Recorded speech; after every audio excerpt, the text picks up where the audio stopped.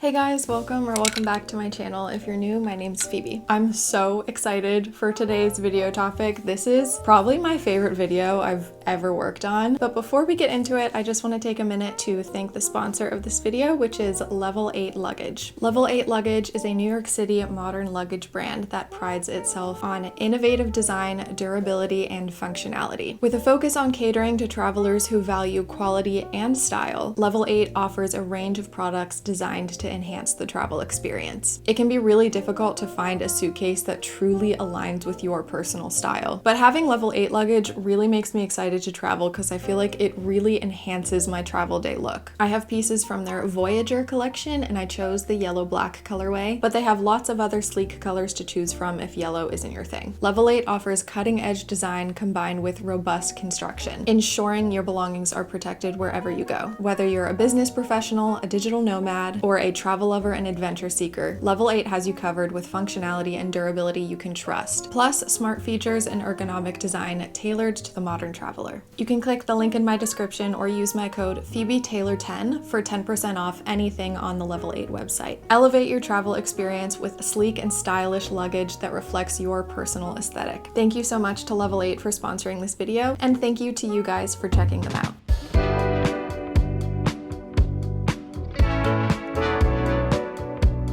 Okay, today we're going to be talking about how your fashion style might reflect your music taste. I thought it would be fun to come up with a bunch of kind of little clusters of similar musical artists and give you guys fashion inspiration inspired by each of those types of musical artists. So I didn't really go by genre. I kind of grouped artists together that I think give a very similar vibe. I don't cover every single type of music out there, but I do have 9 groups of artists that I thought would be really fun to draw inspiration from. So the first group of artists is Khruangbin, Men I Trust, Tame Impala, and Clairo. We'll talk about their genres super quickly, but then we'll get into the actual feelings and vibes that I think they evoke and how those feelings and vibes can be reflected in fashion. These artists kind of flow through a lot of different genres, but what I really think all of these artists have in common is that the vibe and energy of their music is very free-flowing, very dreamy, warm, lush, airy. Their songs feel very intimate, and their style is kind of nonconformist. And this is the kind of fashion I picture when I listen to their music. When I was putting together all of these little fashion collages, I